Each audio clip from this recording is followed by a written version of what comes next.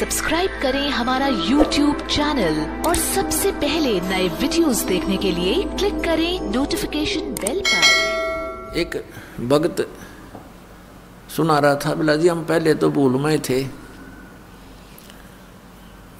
उसने एक उदाहरण दिया कि एक भगत हनुमान जी की पूजा कर रहा था।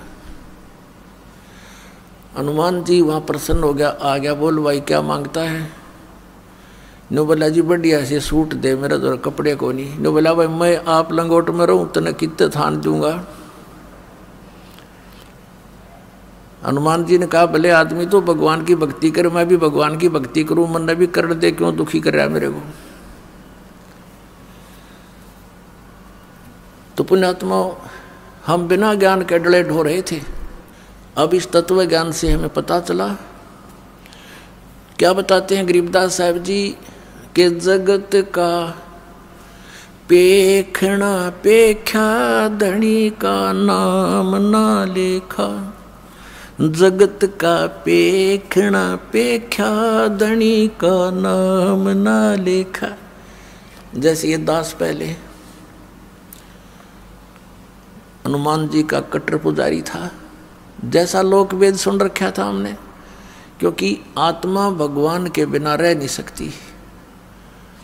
पुण्यात्माओं, यहाँ चाहे कोई करोड़पति हो, चाहे अरबपति, चाहे खरबपति हो, और चाहे सारी पृथ्वी का पति हो, और उसको संतान भी हो, संतान उसकी नेक भी हो, पर संतुष्टि नहीं हो सकती।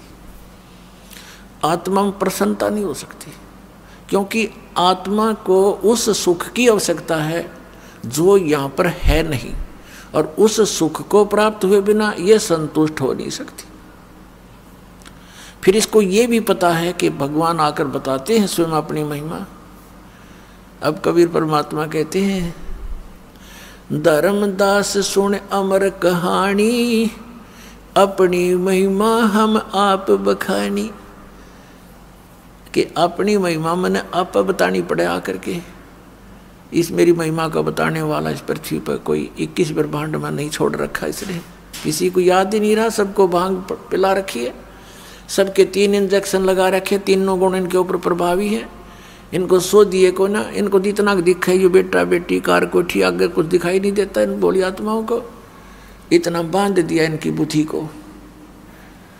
तो क्या बताते हैं कि अपनी महिमा मैंने आप ही आके बतानी पड़ी। तो इस परमात्मा के से प्राप्त ज्ञान के आधार से हमें फिर दिखाई देने लगा। जैसे ये दास पहले हनुमान जी का पुजारी था, लगातार 25 वर्ष तक, यानी 10-12 वर्ष का ये दास ऐसे अपने साथी विद्यार्थी से सुनकर कि हनुमान चालीसा का 7 बार पाठ करना चाहिए प्रतिदिन, और श्री कृष्ण भगवान परम शक्ति है। वो ब्राह्मणों का लड़का था, और हम ऐसे कुल में जन्म लिया हुआ था। अच्छे आदमी सारे थे, लेकिन राम नाम का आसपास नहीं थे। राम की तो दिन में चर्चा भी नहीं चला करती, दिन रात में कभी भी अपना पेट भरने के धंधे में जुड़े रहते, हमें भी जोड़े रहते। तो उससे थोड़ा पता लगा, एकदम आत्मा उभरी। तो जैसा लोक वेद सुना था उसके आधार से दृढ़ होकर लगे। कोई गुरु नहीं, लेकिन चाह भगवान की घड़ी गीता जी का पाठ करने लगे। विष्णु भगवान श्री कृष्ण भगवान को इष्ट, फिर हनुमान जी याद आ गए, हनुमान जी इष्ट, फिर और कोई शंकर भगवान की महिमा सुनी, वो भी इष्ट।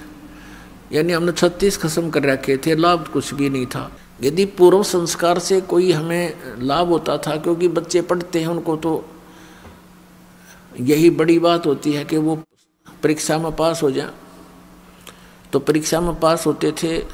हनुमान जी की बाबा श्याम जी दादा लाई पूजा थी, उनका शुक्र मनाते। फिर श्री कृष्ण जी विष्णु जी का शुक्र मनाते, फिर श्री शंकर भगवान का शुक्र मनाते, और खुश हो जाते। बस पास हो गए, फिर भूल जाते, अगली परीक्षा में फिर याद करते बस। और फिर जैसे वहाँ हुआ, फिर संतान की इच्छा होती है। हम संतान को सबसे पहले पुत्र प्राप्ति की इच्छा करते थे, अज्ञानता के कारण। हमें ज्ञान नहीं था, लेकिन पुत्र और पुत्री में पुण्यात्माओं भूल का भेद मत करना। काल ने हमें यहाँ मूर्ख बनाकर पीड़ित करने के लिए, दुखी करने के लिए यहाँ इस तरह की गलत रीति रिवाजों में जोड़ रखे हैं। तो पुत्र उत्पन्न हुआ, बड़ी खुशी मनाई, नौकरी प्राप्त हुई, फिर भगवान के गुण गाए। अब पता चला कि जिन भगवानों को हम ये मान रहे थे कि ये हमें सब कुछ दे रहे हैं, वो ना कुछ दे सकते ना हमसे कुछ ले सकते। ये स्वयं स्वीकार करते हैं कि हम केवल नियमित कार्य ही कर सकते हैं, जिसके भाग में जैसा है पुण्य या पाप, हम उनको एज इट इज पूरा भुगवाना हमारा कर्तव्य है, उसमें कोई परिवर्तन नहीं कर सकते, अनुग्रह नहीं कर सकते। और श्री शिव पुराण के अंदर ये काल भगवान ब्रह्मा विष्णु और अपने पुत्र शिव को, शंकर को वहाँ संबोधित करता हुआ कह रहा है कि तुम सभी को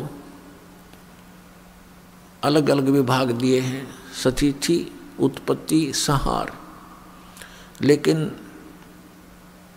ये अनुग्रह तुम नहीं कर सकते किसी पर। अनुग्रह माने कृपा।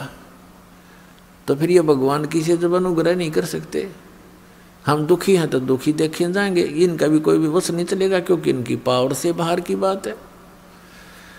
तो हम इनसे ही ये सब लाभ मान रहे थे।